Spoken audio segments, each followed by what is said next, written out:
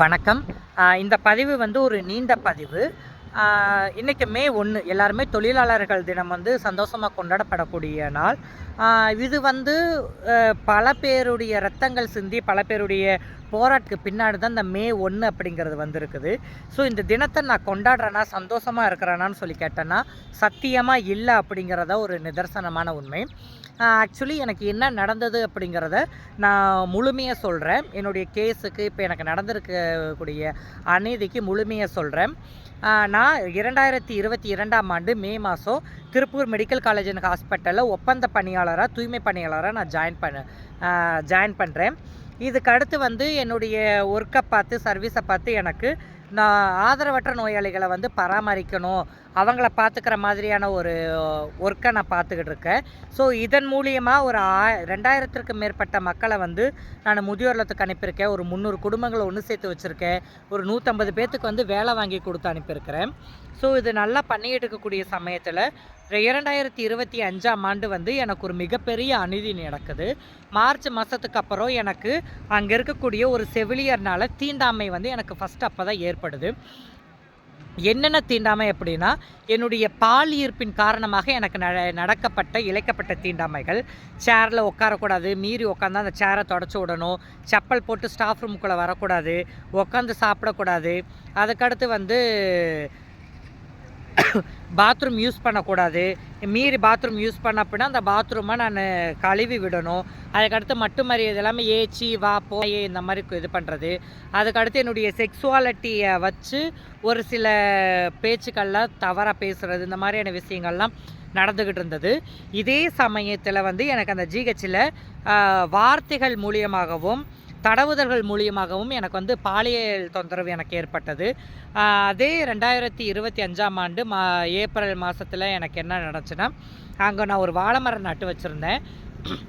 அந்த மரத்தை பார்த்து, நீ நட்டு வச்ச வாழை மரத்துக்கே இந்த மாதிரி பழம் சின்னதாக இருக்குன்னா உனக்கு எவ்வளோ பெருசாக இருக்கோ, நீ பூ மாதிரி பூத்துருப்பியா அப்படிங்கிற மாதிரியான ஒரு கேவலமான பயிற்சிகளை வந்து அந்த மெடிக்கல் காலேஜ் அண்ட் ஹாஸ்பிட்டலில் கூடிய ஏஆர்எம்ஓ அவங்க சொல்கிறதாகட்டும், அதுக்கடுத்து அங்கே வேலை பார்க்கக்கூடிய மாஸ்டர் வந்து இருந்துக்கிட்டு ஏதாச்சும் உடம்பு சரியில்லை இன்ஜெக்ஷன் போட போனோம் அப்படின்னா, நீ எந்தெந்த மாதிரி பெரிய ஊசியெல்லாம் நீ தாங்கியிருப்ப, இந்த சின்ன ஊசிக்கு நீ போய் பயப்படுற, எல்லாம் எனக்கு தெரியும் அப்படிங்கிறது. அதுக்கப்புறம் உடம்பை எப்படி வச்சுருக்கான் பாரு அப்படிங்கிறது தடவுறது. இதை தாண்டி வந்தோம் அப்படின்னா, கிறிஸ்டல் இன்டிகிரேட்டட் ப்ரைவேட் லிமிட்டில் இருக்கக்கூடிய அந்த கம்பெனியில் வேலை பார்க்கக்கூடிய மேனேஜரை வந்து என்ன பண்ணுறாரு அப்படின்னா, அதுக்கு மேலே ஆம்பளை சேர்ந்து நீங்கள் என்ன பண்ணுவீங்க, எந்த மாதிரி நீங்கள் செக்ஸ் வச்சுப்பீங்க, என் கூட நீ பண்ணுவியா, உனக்கு உள்ளே போகுமா, இந்த மாதிரியான விஷயங்கள் கேவலமான பேச்சுக்கள்லாம் பேசுகிறது, எனக்கு நீ வரணும் அப்படிங்கிற மாதிரிலாம் இருந்தது. ஸோ இது வந்து எனக்கு ஒரு கட்டத்துக்கு மேலே பொறுக்க முடியாமல் ஜூலை 23ஆம் தேதி சம்திங் நினைக்கிறேன், அப்போ போய் கலெக்டரேட்டில் இது சம்மந்தமாக ஒரு பெட்டிஷன் கொடுத்தேன்.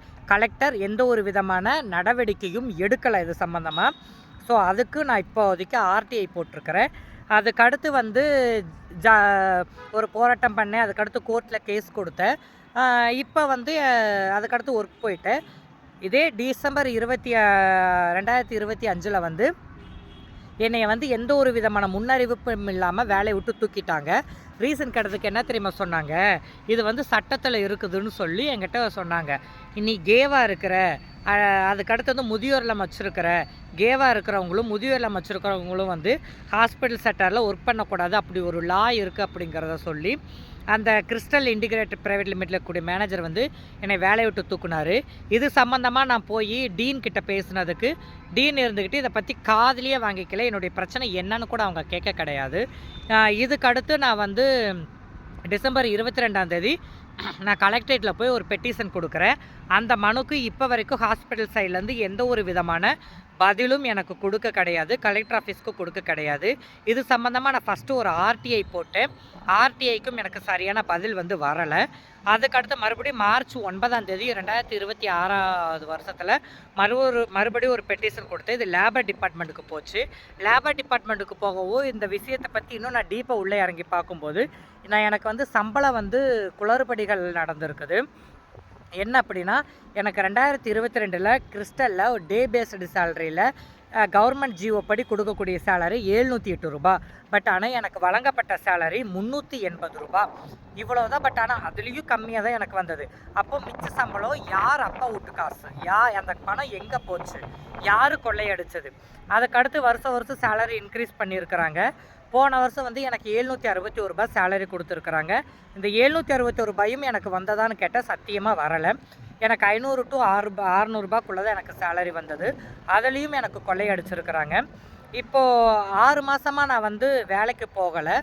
ஏன்னா நான் அக்ரிமெண்ட்டில் கையெழுத்து போட்டிருக்கேன். என்னுடைய பொருளாதாரத்தின் நிலையும் இங்கே ரொம்ப பின்தங்கி இருக்குது இந்த சமயத்தில். இதை தாண்டி அந்த லேபர் டிபார்ட்மெண்ட்டுக்கு சம்மந்தப்பட்ட கம்பெனிகளில் இருந்து யாருமே வந்து ஆஜராகி லேபர் டிபார்ட்மெண்ட்டில் ஆஜராகி இதை பற்றி பேசலை. ஹெட் ஆஃபீஸ்க்கு அனுப்பின லெட்டரையும் இவங்க வந்து திருப்பி அனுப்பிட்டாங்க. இதெல்லாம் தாண்டி இன்னொரு முக்கியமான விஷயம் என்னென்னா, என்னை வேலையை விட்டு தூக்குனதில் திருப்பூர் மெடிக்கல் காலேஜ் அண்ட் ஹாஸ்பிட்டலில் இருக்கக்கூடிய மேனேஜ்மெண்ட்டுக்கு 50% பங்கும் ஒத்துழைப்பும் இருக்குது அப்படிங்கிறது இங்கே நிதர்சனமான உண்மை. இதை தாண்டின இன்னொரு விஷயம் என்ன தெரியுமா? எனக்கு கவர்மெண்ட் ஜிஓ படி வந்திருக்கக்கூடிய சேலரி, கலெக்டரேட்டில் இருந்து ஆர்டர் ஆகி வரக்கூடிய சேலரி, கண்டிப்பாக ஜிஹெச்சுக்கு இந்த விஷயம் தெரியும். அந்த ஆர்டர் காப்பி ஒன்று வந்திருக்கும். கிறிஸ்டல் நிர்வாகத்துக்கும் இது சம்மந்தமான ஒரு ஆர்டர் காப்பி போயிருக்கும். எனக்கு இந்த கிறிஸ்டல் வந்து யாருடைய கண்ட்ரோலில் இருக்குது? ஆர்எம்ஓடைய கண்ட்ரோலில் இருக்குது. எல்லா ஹாஸ்பிட்டலுடைய அந்த கிறிஸ்டல் வந்து ஆர்எம்ஓ கண்ட்ரோலிங்கில் தான் இருக்கும். ஸோ அப்போ வந்து ஆரம்ப கண்ட்ரோலிங்கில் இந்த இது இருக்குது. எனக்கு சேலரி இங்கே வந்து இழைக்கப்பட்டிருக்கு, மறுக்கப்பட்டு இருக்குது, ஏமாற்றப்பட்டுப்படினா இதில் முழுக்க அந்த ஹாஸ்பிட்டலில் இருக்கக்கூடிய மேனேஜர், ஜேஓ, அதுக்கடுத்து வந்து ஜிஎம்மு, ஆர்எம்ஓ, ஏஆர்எம்ஓ இவங்களுக்கு தெரியாமல் என்னுடைய சேலரி வந்து கொள்ளையடிச்சிருக்க மாட்டாங்க. இப்போ இதெல்லாம் ஒரு கூட்டணியாக தான் இருக்கும். இதை நான் எதிர்த்து கண்டிப்பாக போராடணும்னு நான் நினைக்கிறேன். இதை பற்றி கூடிய விரைவில் நான் ப்ரெஸ் மீட் வைப்பேன். ரோட்ல இறங்கி போராடுவேன். லீகலா எல்லா விஷயத்தையும் வச்சு நான் போராடுவேன். ஸோ இன்னைக்கு நாங்க சந்தோஷமா இல்லை. இந்த மே 1 என்னை பொறுத்த வரைக்கும் கருப்பு தினமா தான் நான் கொண்டாடுவேன். தேங்க்யூ.